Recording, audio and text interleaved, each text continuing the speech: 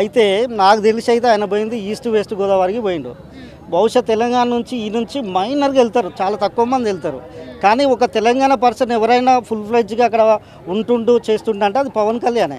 నాకు తెలిసి ఆ కొబ్బరి చెట్లు కూలిపోవడానికి కారణం పవన్ కళ్యాణ్ దిష్టి తగిలే ఆ చెట్లు కూలిపోయి ఉంటాయి. కానీ ఇక్కడ తెలంగాణ ప్రజల దిష్టి తగలడం అనేది ఆయన యొక్క ఇమ్మెచ్యూర్కు నిదర్శనం. అది తెలంగాణలో ఉంటూ తెలంగాణని ఈ విధంగా కించపరచడంలో ఎంతవరకు కరెక్ట్ అంటారు? అది తప్పు. 100% ఆ పవన్ కళ్యాణ్ అనే వ్యక్తికి ఒక మెచ్యూరిటీ లేదు. అది అక్కడ మాట్లాడాల్సిన మాటలు కూడా కావు. యాక్చువల్లీ దానికి సంబంధించినటువంటి దాని గురించి వాళ్ళు డిస్కస్ చేసుకోవాలి. నిజంగా చెప్పండి, ఈస్ట్ వెస్ట్ గోదావరిలో తెలంగాణ వాళ్ళు ఎంతమంది పోతున్నారు, ఆడికి ఎంతమంది ఉంటున్నారు? బహుశా హైదరాబాద్ నుంచి పోయి అక్కడ ఒక డిప్యూటీ సీఎం పదవి పెట్టుకొని పవన్ కళ్యాణ్ తప్ప ఎవరు పోతున్నారు? పోతే పవన్ కళ్యాణ్ తీస్తే తగిలి ఉంటుంది. ఆయన నిందించుకోవాలి. కానీ తెలంగాణ ప్రజల్ని అబాస్ పాలు చేయడం, ఇష్టం వచ్చినట్లు మాట్లాడడం ఎంతవరకు కరెక్ట్? అది కరెక్ట్ కాదు. పవన్ కళ్యాణ్ ఖచ్చితంగా హైదరాబాద్ శంషాబాద్ ఎయిర్పోర్ట్లో దిగాగానే ముక్కు నెలకు రాసి క్షమాపణ చెప్పాల్సిన బాధ్యత ఆయన మీద ఉన్నది. అంటే 100లో 10% ఒకసారి ఆంధ్రప్రదేశ్కి వెళ్తేనే అంత దిష్టి తగిలితే ఇక్కడ సినిమాలన్నీ రిలీజ్ అవుతున్నాయి, తెలంగాణ వాళ్ళు చూస్తున్నారు, ఇక్కడ కలెక్షన్స్ వస్తున్నాయి. మరి వీళ్ళ దిష్టి తగిలితే సినిమా కొలాప్స్ అవ్వాలి కదా? కాదు వాళ్ళకి ఏంటంటే తెలంగాణ వాళ్ళు అంటే వాళ్ళు ఏమన్నారు, రియాక్షన్ ఏముండదు, ఇష్టం వచ్చినట్లు మాట్లాడవచ్చు, మనం ఇష్టం వచ్చినట్టు చేయొచ్చు అని చేసిండు. కానీ ఆయనకు అర్థం కాని విషయం ఏంటంటే ఆయన బహుశా వాళ్ళ తెలుగుదేశం పార్టీ ఇక్కడ లేదు, జనసేన పార్టీ కూడా ఇక్కడ నామరూపాలు లేకుండా పోయింది. వీళ్ళు ఆడ పోయి ఉంటున్నారు. ఇంకా తెలంగాణ మీద పడి ఏడవడం అనేది వాళ్ళ యొక్క మూర్ఖత్వం, ఒక తెలివి లేని అజ్ఞానం. ఈరోజు ఆయన సినిమాలు కూడా ఆల్మోస్ట్ బ్యాన్ అయిపోయినాయి. ఇక రాజకీయం కూడా ఏం మాట్లాడుతాడో అర్థం కావట్లేదు. ఈ ఇమ్మెచ్యూర్గా మాట్లాడడం వల్ల ఆ రాజకీయాల్లో కూడా జీరో అయిపోతాడు. తర్వాత ఈయనకు దిష్టి తగిలి ఆ చెట్లు ఇట్లా కూలిపోయినాయి, ఈయన కూడా కూలిపోయే పరిస్థితులు వస్తాయి. అంటే ఆయన కావాలని ఏమనలేదు, అది ఎవరిని కించపరచాలనే ఉద్దేశంతో ఆయన మాట్లాడలేదు అని కూడా చెప్తున్నారు కదా. అంటే కించపరచాలనే ఉద్దేశం లేదు అంటే ఒక వ్యక్తి నీ వల్ల నేను నాశనమైనరా అంటే ఆ వ్యక్తిని నువ్వు కించపరచినట్టు ఎట్లయితుంది? కించపరిచినట్టే కదా. నీ వల్ల నేను నాశనమైంది, ఒక చెట్టు కూలిపోయింది అంటే ఏమన్నట్టు అది? అంటే చెట్టు కూలిపోయింది అంటే తెలంగాణలో దిష్టి తగిలింది అంటే తెలంగాణ వాళ్ళు హాని చేయడం వల్లనే కదా చెట్టు కూలిపోయింది. అంటే తెలంగాణ వాళ్ళు తప్పు చేయడం వల్లే కదా. నువ్వు అనే రైట్స్ ఎక్కడ ఉన్నాయి? ఈస్ట్ గోదావరి వెస్ట్ గోదావరికి ఎంతమంది తెలంగాణ ప్రజలు పోతారట?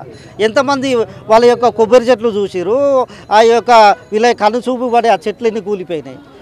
బహుశా పవన్ కళ్యాణ్ ఒకటే పోయి ఉంటుంది, ఆయన దిష్టి తగిలి ఉంటుంది. అంటే గతంలో తెలంగాణ గురించి మాట్లాడినా, తెలంగాణ ప్రజల గురించి మాట్లాడినా ఆయన ఎప్పుడు వాళ్ళని సపోర్ట్ చేస్తూ వాళ్ళని ఒక ఇన్స్పిరేషన్గా తీసుకుంటూనే మాట్లాడారు కదా. ఏం ఆయన మాట్లాడింది ఏంది? తెలంగాణ రాగానే వారం రోజులు ఉపవాసం ఉన్నా అన్నాడు. అది తెలంగాణ మంచి చేయడమా? అంటే తెలంగాణ మీద అక్కసు, తెలంగాణ రాష్ట్ర ఏర్పాటు అంటే అంత వ్యతిరేకత, అంత అయిష్టత. మరి నిరాహార దీక్ష చేసేది ఉండే పొట్టి శ్రీరాములు లెక్క యునైటెడ్ ఆంధ్రప్రదేశ్ ఉండాలని. ఆయన ఏం చేసిండు? ఆ లోపల ఒకటి ఉంటుంది, బయటకు ఒకటి మాట్లాడతాడు. పవన్ కళ్యాణ్ ఆ ఫ్యాన్స్ మీద ప్రేమ అంటాడు, వేరే కొట్టేసాను రా వాళ్ళు ఇస్తే కొట్టేసేయాలంటాడు, లేకపోతే స్టంట్ స్కూల్ పెట్టిస్తా అంటాడు. అదేనా ఒక హీరో, ఒక రాజకీయ నాయకుడు ఒక యూత్కి ఇచ్చే మెసేజ్? అదా స్టంట్ స్కూల్ పెట్టిస్తాడా? అదా పవన్ కళ్యాణ్ మాట్లాడే మాటలు? ఒక మెచ్యూరిటీ తెచ్చుకోవాలి. ఆయన ఒక డిప్యూటీ సీఎం అయి ఉండి ఈరోజు ఏం మాట్లాడతాను అనే ఒక జ్ఞానం లేకుండా ఇష్టం వచ్చినట్టు మాట్లాడడం కరెక్ట్ కాదు. కాదు శంషాబాద్ ఎయిర్పోర్ట్లో దిగాగానే సాష్టాంగ నమస్కారం చేసి ముక్కునేళ్ళకి రాసి తప్పైందని యావత్ తెలంగాణకు సారీ చెప్పాల్సిన అవసరం అయితే పవన్ కళ్యాణ్ మీద ఉన్నది. తెచ్చుకునేవారని అన్నాడు కానీ తెలంగాణ వాళ్ళ దిష్టి తగిలిందని ఎక్కడ అనలేదు పవన్ కళ్యాణ్ గారు. దయచేసి అందరూ అర్థం చేసుకోండి, నాయకులందరూ కూడా. అక్కడ ప్రతిపక్ష నాయకులు, ప్రతిపక్షం ఉన్న వాళ్ళు కావచ్చు, ఇక్కడ వాళ్ళు కావచ్చు, ఎవరైనా కానీ పవన్ కళ్యాణ్ గారికి వ్యతిరేకులు ఇట్లా అవి వీడియోలన్నీ ఎడిటింగ్ చేసేసి జిమ్మిక్కులు చేశారు. కానీ తెలంగాణ వాళ్ళ దిష్టి తగిలి కోనసీమ ఇట్లా అయిందని ఆయన ఎక్కడ అనలేదు. నరదిష్టి తగిలితే నల్లరాయన బద్దలైపోద్దని అది ఒక సామెత. ఆ సామెత చెప్పారు అంతవరకు. కానీ దయచేసి ప్రజలు అర్థం చేసుకోవాలి, నాయకులు అర్థం చేసుకోవాలి. కొన్ని రోజులు పోతే కోమటిరెడ్డి మాట్లాడుతూ ఇక్కడ తెలంగాణలో పవన్ కళ్యాణ్ సినిమాలను నడవనేమో, పవన్ కళ్యాణ్ క్షమాపణ చెప్పాల్సిందే తెలంగాణ ప్రజలందరికీ, అప్పటి వరకు సినిమాలు బ్యాన్ చేస్తామంటూ మాట్లాడుతున్నాడు మంత్రి పొజిషన్లో ఉండి. దీనిపైన ఏమంటారు? అదే ఈ వీడియో చూసి అందరికి కోపం వచ్చింది. అలా మాట్లాడడంలో తప్పలేదు. కాకపోతే దయచేసి వాళ్ళకు కూడా మాట్లాడిన పెద్దలందరూ కూడాను ఒకసారి పూర్తి వీడియో చూడాలని నేనైతే మనస్ఫూర్తిగా అందరిని కూడా కోరుతున్నాను. వీళ్ళు ఈ జిమ్మికులు చేసి వీడియో రిలీజ్ చేయడం వల్ల వాళ్ళు అపార్థం చేసుకోవడం అనేది జరిగింది. ఆయన అయితే అసలు తెలంగాణ ప్రజలు అనలేదు. సినిమాల దాని గురించి మాట్లాడితే రీకౌంటర్ ఇచ్చారు కదా పవన్ కళ్యాణ్ గారికి, దాని గురించి ఏమంటారు? సినిమా ఆపేస్తామంటే సినిమా నిర్మాత పవన్ కళ్యాణ్ గారు కాదు కదా, ఆయనకి అసలు సినిమాలు చేయడమే ఇష్టం లేదు, బలవంతంగా సినిమాల్లోకి వచ్చారు. ఒక సినిమా అంటే ఒక సినిమా మీద ఎంతోమంది 10,000 మంది బతుకుతారు. సో అక్కడ పవన్ కళ్యాణ్ అడ్డుకున్నట్టు కాదు కదా, 10,000 మంది కూడా అడ్డుకున్నట్టే, 10,000 మంది పొట్ట కూడా కొట్టినట్టే. పెద్దలు ఒకసారి పునరాలోచించుకోవాలి.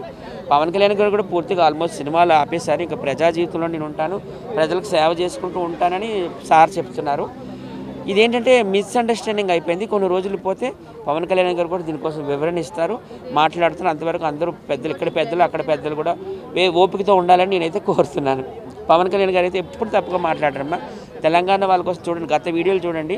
ఇక్కడ ఉద్యమం చేయాలంటే వీళ్ళ తర్వాతనే, వీళ్ళలో పోరాట ప్రతిమ ఎక్కువది. ఇక్కడ అందరూ గొప్ప గొప్ప వాళ్ళని చెప్తూ వచ్చారు ఆయన. కొన్ని సందర్భాలు ఇంకా ఆంధ్ర వాళ్ళని తక్కువ చేసి తెలంగాణ వాళ్ళని పైకెత్తిన సందర్భాలు ఉన్నాయి.